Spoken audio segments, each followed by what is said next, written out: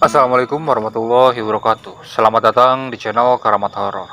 Kali ini saya akan membawakan suatu cerita yang ditulis oleh akun Twitter @ausi_susilawati dengan judul Kakek Goes. Sebelum lanjut ke ceritanya, alangkah baiknya kalian klik dulu tombol subscribe-nya ya, supaya kami bisa terus bersemangat untuk membawakan cerita-cerita horor lainnya. Kita mulai saja ke ceritanya.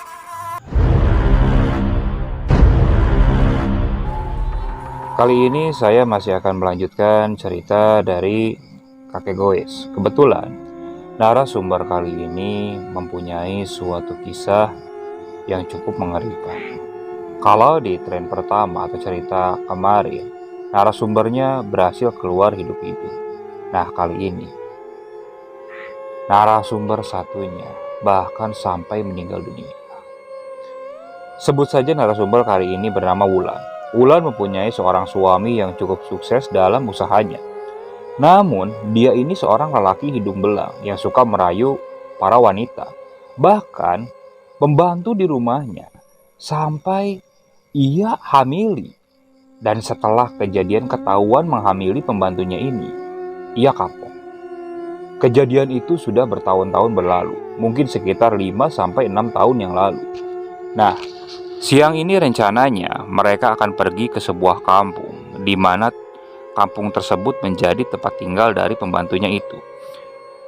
Mereka berencana untuk menemui anak dari pembantunya itu, alias buah dari perbuatannya suaminya Wulan ini.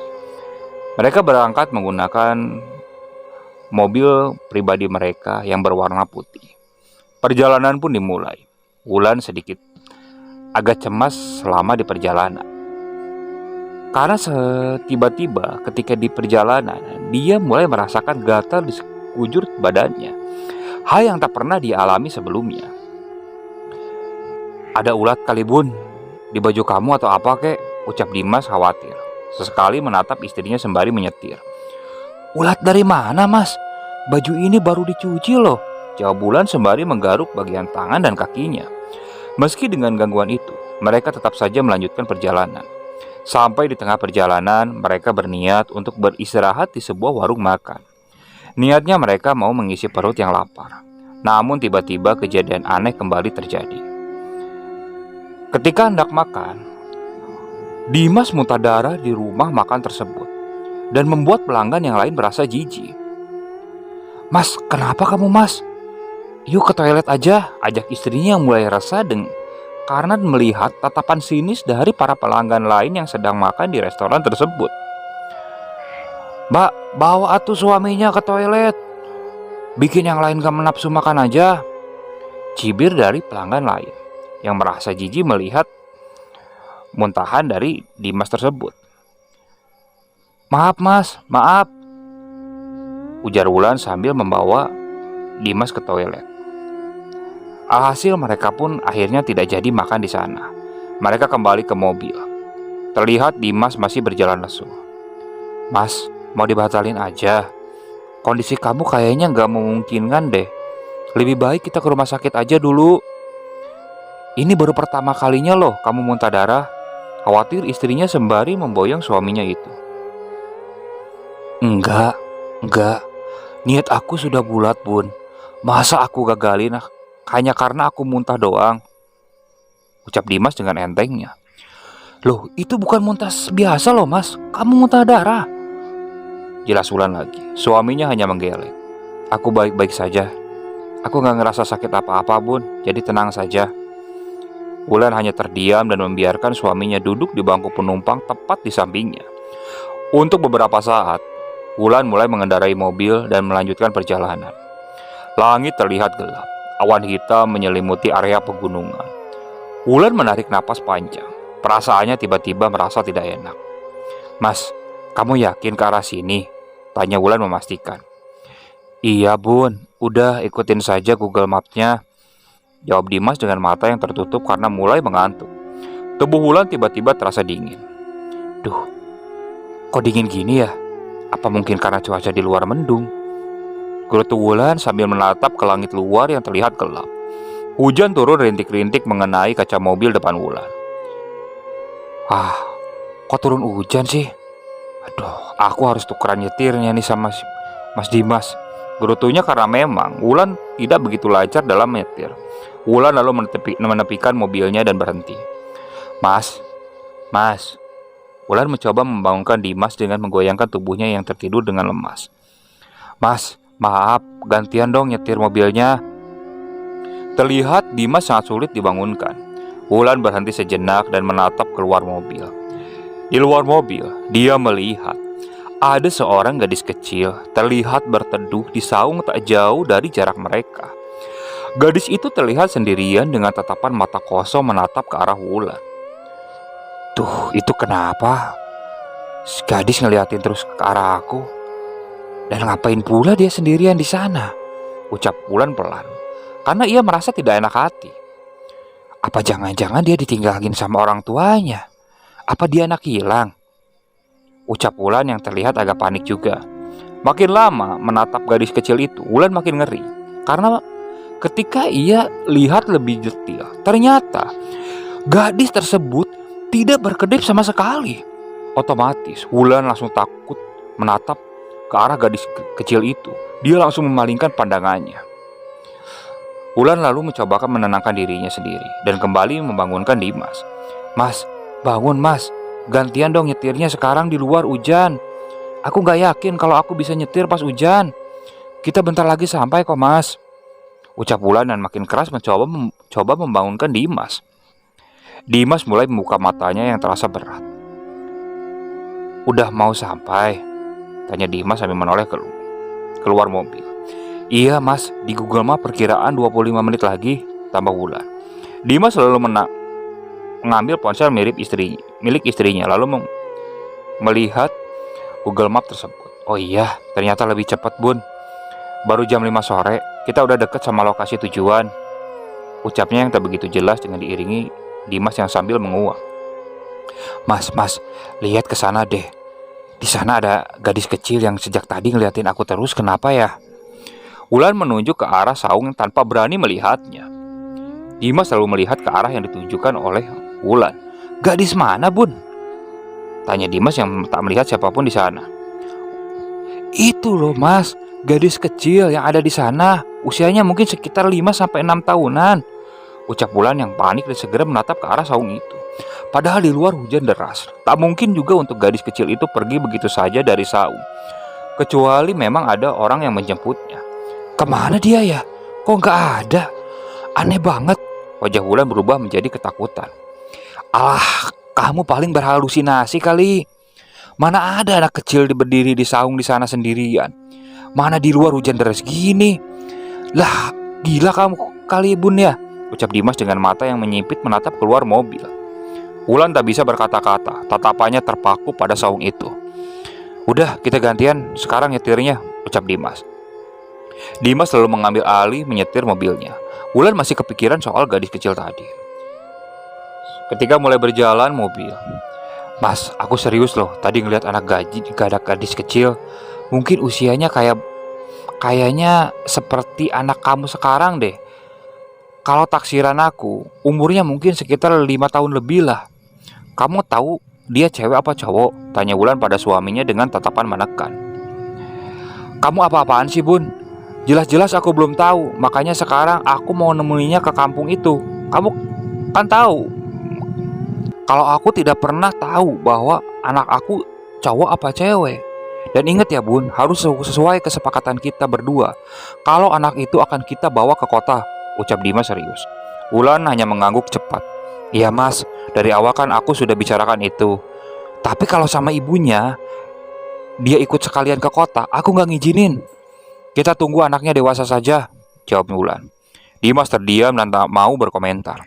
Dia menyetir dengan serius. Hujan masih turun dengan deras. Jalanan yang sepi membuat suasana hati Wulan makin tidak enak. Apalagi setelah gadis kecil itu mengganggu pikirannya. Dimas masih asyik menyetir sambil mendengarkan lagu dari radio yang ada di mobilnya tersebut. Sementara Wulan sejak tadi menyembunyikan rasa takutnya. Dan tiba-tiba di depan mobil mereka melihat ada seseorang yang mengendarai sepeda ontel tua di depannya. Padahal di luar cuaca hujan deras, tapi lelaki tua itu terus saja berjalan mengendarai sepeda ontel itu. Itu gila kali ya kakek-kakek. Masa hujan deras gini jalan pakai sepeda? Ucap Dimas dengan tatapan aneh. Wulan terkejut karena yang dia lihat bukan hanya kakek-kakek tua saja, melainkan ada anak gadis kecil yang tadi menatapnya kosong di saung itu. Itu mas, anak gadis itu yang aku maksud. Loh kok dia bisa dibonceng sama kakek-kakek itu naik sepeda sih? Padahal tadi udah lumayan lama loh. Masa bisa secepat ini dia? Panik Wulan. Anak gadis? Anak yang mana maksud kamu bun? Alah, kamu sama gilanya sama si kakek, celotuk Dimas sembari menggelengkan kepala. Rupanya Dimas ini tak bisa melihat ada anak gadis kecil itu. Hanya Wulan yang bisa melihatnya dibonceng oleh seorang kakek-kakek di belakang sepedanya. Masa kamu nggak lihat mas? Aku serius loh. Jangan bercanda lah. Kesal Wulan makin takut. Tak kala gadis itu kembali menatapnya dengan tatapan kosong. Kamu yang bercanda kali bun. Masa iya aku bohong? Itu kakek-kakeknya sepeda sendirian hujan-hujan lagi. Masa iya anak kecil di bawah hujan-hujanan? Ngawur kamu. Udah deh, kamu tidur aja bun. Kamu kelelahan, makanya nggak banyak ngayal, sahut Dimas resah. Wulan terdiam dan mencoba mengabaikan tatapan kosong dari anak gadis kecil itu dari kejauhan.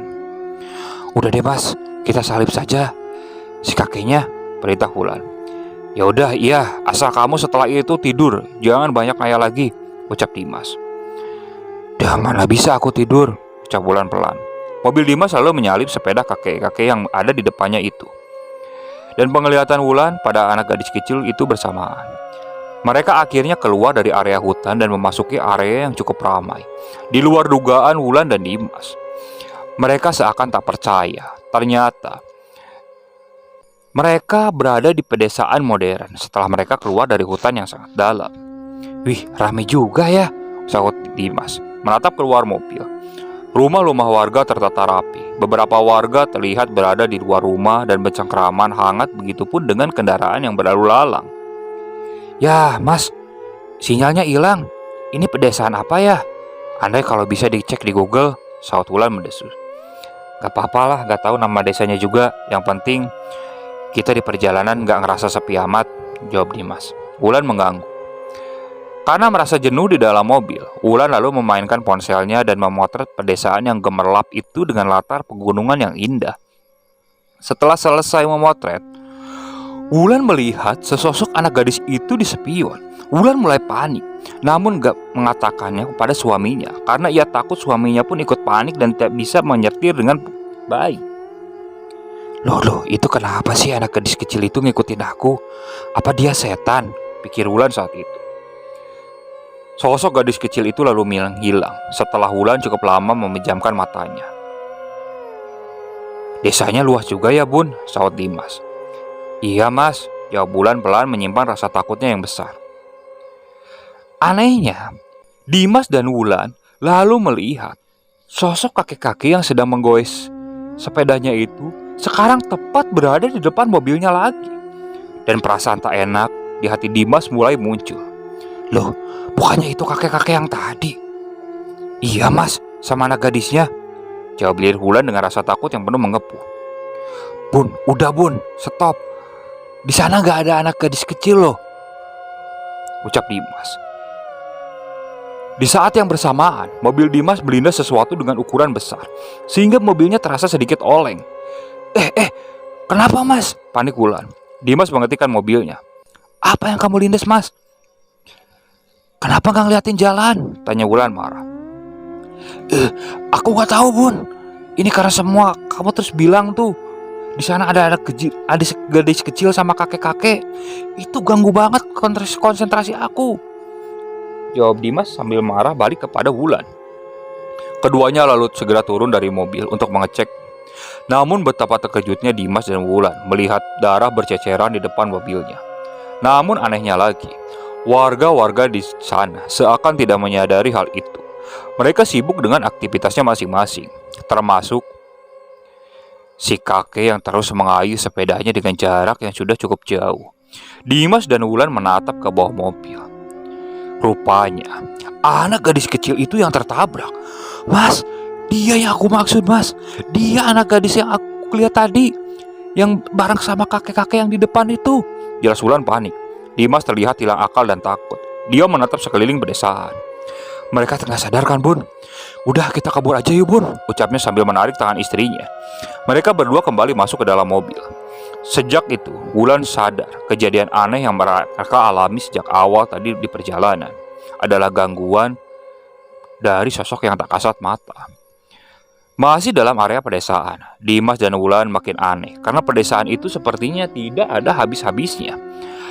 Dan dianehkannya lagi ketika mereka melihat sosok kakek goes ternyata sudah berada di depannya kembali. Wulan melihat jam di ponselnya pukul 18:06. Hujan sudah mulai reda dan menyisakan jalanan basah. Suasana di jalanan juga sangat sepi. Loh, kok itu kakek udah ada di depan lagi? Panik Wulan. Alah, aku bisa gila kalau lihat kakek-kakek itu terus, ucap Dimas. Untuk menutupi rasa ketakutannya, dia lalu menancap gasnya untuk kembali menyalip. Terdengar alunan lagu dengan sayup-sayup. Marilah pulang, marilah pulang. Suara nyanyian itu berasal dari anak gadis kecil yang dibonceng di bagian depan si kakek goes. Nah, betapa terkejutnya Wulan dan Dimas saat melihat anak gadis kecil itu hancur. Mukanya dan kepalanya yang nyaris putus. Namun ia tetap menyanyikan lagunya dengan tatapan kosong. Kakek itu memeluknya dari belakang. Setan! Teriak Dimas ketakutan, lalu menancapkan gas mobil sekencang-kencangnya. Hal itu membuat mobil mereka hilang kendali dan terperosok ke dalam hutan. Namun beruntungnya, nyawa mereka masih bisa terselamatkan.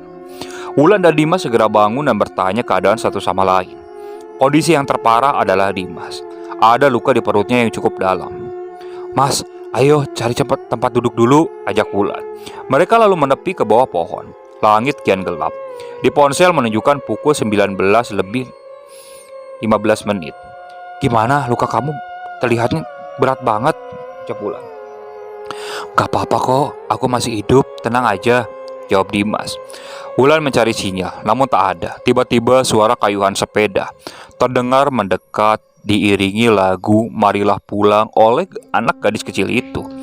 Terlihat Dimas mulai pucat. Tuh setan kenapa ngikutin kita sih, Bun? Lirih Dimas dengan frustasi. Tenang Mas, tenang, istighfar. Banyak-banyak berdoa Mas, ucap Wulan dengan memegangi tangan Dimas yang gemetar.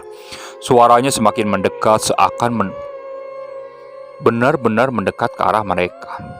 Mereka hanya bisa duduk pasrah, diam dengan perasaan takut yang terus bertambah. Makin dekat, tiba-tiba suaranya mulai berhenti. Wulan dan Dimas bertatapan. Tanpa sadar, di belakang keduanya sudah ada sosok yang berdiri. Di belakang Wulan ada si anak gadis kecil dengan kepalanya yang nyaris copot dan tubuhnya yang hancur dengan jeroan yang nyaris keluar semua. Sementara di belakang Dimas ada sosok kakek goes dengan rantai bersimbah darah dan wajahnya yang hancur. Ketika mereka menoleh, otomatis mereka sangat kaget melihat kedua sosok itu. Mas, ayo Mas, teriak Wulan dan segera menarik tangan Dimas dan mengajaknya untuk berlari sekencang-kencangnya. Dan tanpa Wulan sadari, ternyata Dimas tertinggal. Wulan berhenti di tengah hutan. Napasnya ngos-ngosan sambil mencari Dimas. Mas, Mas, Mas, kamu di mana Mas? Teriaknya. Di sini Wulan.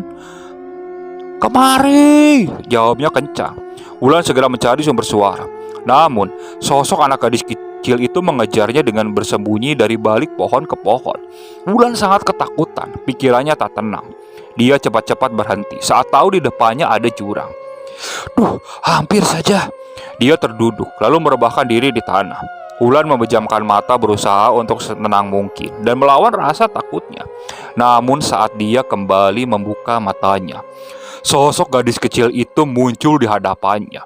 Wajahnya hancur dan tak berbentuk. Gadis kecil itu memutar kepalanya sampai akhirnya putus dan menggelindingkan wajahnya ke arah Wulan. Ah! Teriak Wulan histeris. Wulan lalu pingsan. Dia tak tahu apa yang menimpa Dimas suaminya selama bermalam-malam.